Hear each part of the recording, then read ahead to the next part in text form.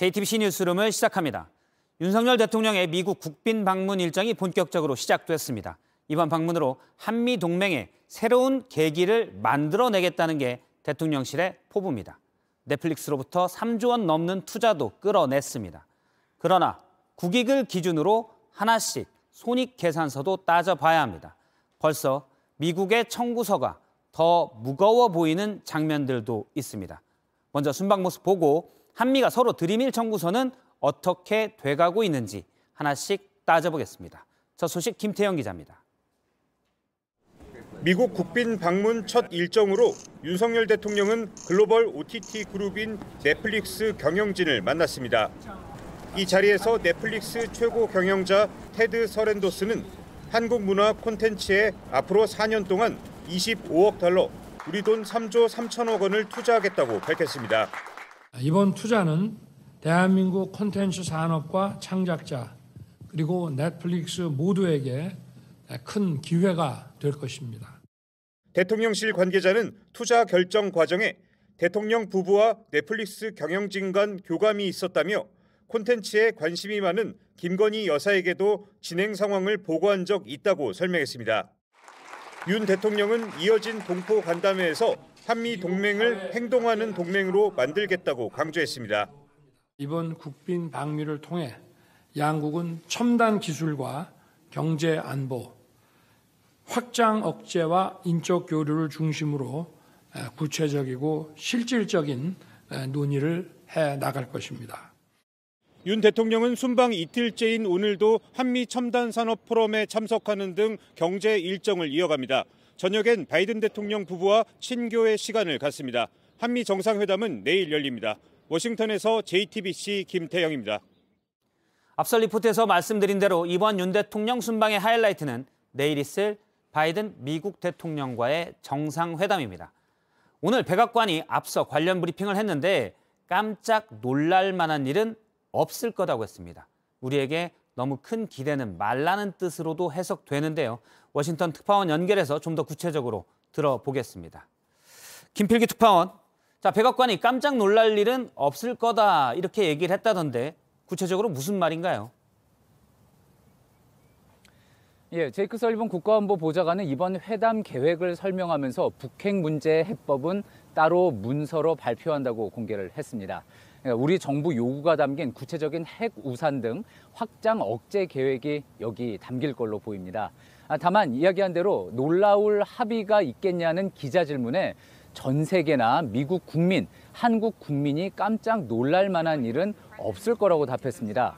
확장 억제 이외에 여러 분야에서 우리가 기대하는 획기적인 결과물을 내놓긴 쉽지 않다는 점을 시사한 걸로도 풀이됩니다. 그러니까 우리나라 입장에서 기대한 만큼 결과가 안 나올 가능성도 열어놨다 이렇게 해석이 되는데요. 그러면 구체적으로는 미국 내 최근 논란이 된 한국 기업 차별 같은 이 경제적 현안은 해소되기 힘든 겁니까? 미국은 그동안 자국 내 제조업을 부흥시키는 법을 만들면서 한국 반도체 기업이나 한국 전기차 업체를 차별해 논란이 이어지고 있죠. 대통령실은 이번 회담에서 이 문제를 풀어야 할 텐데 백악관은 오히려 한국에 더 좋은 거 아니냐는 기존 입장을 되풀이하고 있습니다. 회담 하루 전까지도 여전히 인식차가 크다는 우려가 나오는 대목인데 직접 들어보시죠. ROK firms are investing in the United States. They do stand to benefit significantly from the Inflation Reduction Act and the CHIPS Act incentives. 김필기 특파원, 조금 전에 관련 속보가 또 나왔는데요. 미국 내 큰 정치 뉴스가 나왔습니다. 바이든 대통령이 내년 대선에 재도전한다 이렇게 공식 선언했는데 이게 하필 정상회담 하루 전이어서 정상회담에도 영향을 미치지 않을까요? 지금까지도 한국에 미국이 줄 거는 뾰족하게 드러나지 않았지만 반대로 한국에 받아내는 거는 부각하는 모양새가 나오고 있습니다. 설리번 보좌관은 양국의 경제적, 인적 유대가 이번 방문의 중심이라고 강조를 하면서 바이든 대통령이 평소 그랬던 것처럼 삼성과 현대차, SK로부터의 투자 유치 성과도 내세웠는데 이 이야기 먼저 들어보시죠. During the Biden administration alone, Just in the last 2+ years, the Republic of Korea has invested over $100 billion in the United States. That is translating to jobs across this country. 예, 예고됐던 대로 이곳 날짜로 25일, 그러니까 조금 전에 이제 바이든 대통령이 재선 출마를 공식 선언했습니다. 백악관은 이번 정상회담을 통해 한국으로부터 많은 투자를 따냈다는 성과를 더 전면에 내세우면서 압박을 해올 가능성이 커졌습니다. 마지막으로 바이든 대통령의 재선 출마 영상 같이 보시죠. Stand up for our personal freedom. Stand up for the right to vote and our civil rights. 예, 지금까지 워싱턴에서 JTBC 김필규입니다. 예, 한미 정상회담에 앞서 미국이 벌써 우리한테 들이민 청구서가 있습니다. 미국 반도체 기업인 마이크론 얘기인데요. 마이크론이 만약 중국에서 발을 빼게 되면 그 자리를 삼성전자나 SK 하이닉스가 가져가지 말라고 한 겁니다. 그런데 자유시장 경제에서 다른 나라 특정 기업에 어디에 제품 팔지 말라고 그걸 또 그 나라 정부에게 얘기할 수 있는지, 그럼 대체 자유란 뭔지 논란을 김도훈 기자가 자세히 설명드립니다. 일단 중국 내 메모리 반도체 점유율부터 보시죠. 대표적인 메모리 D램의 경우 이 삼성전자가 43%, SK 하이닉스가 34%, 마이크론이 14% 정도입니다.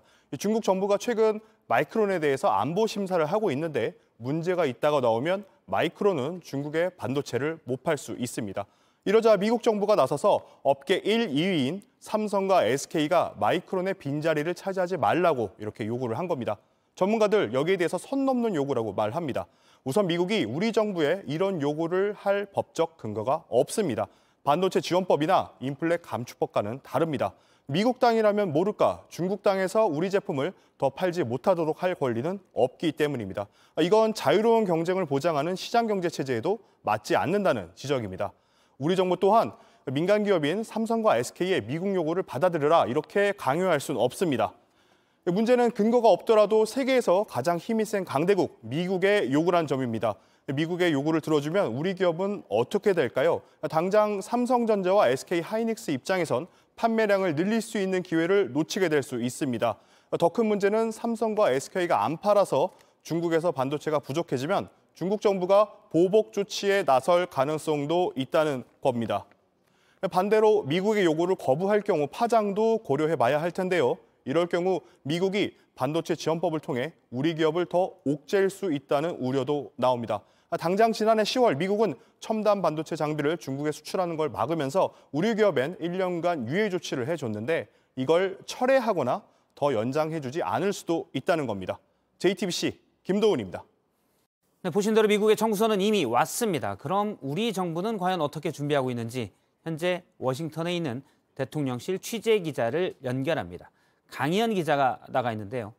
강희연 기자, 지금 있는 곳이 윤석열 대통령이 묵고 있는 숙소 앞인가요?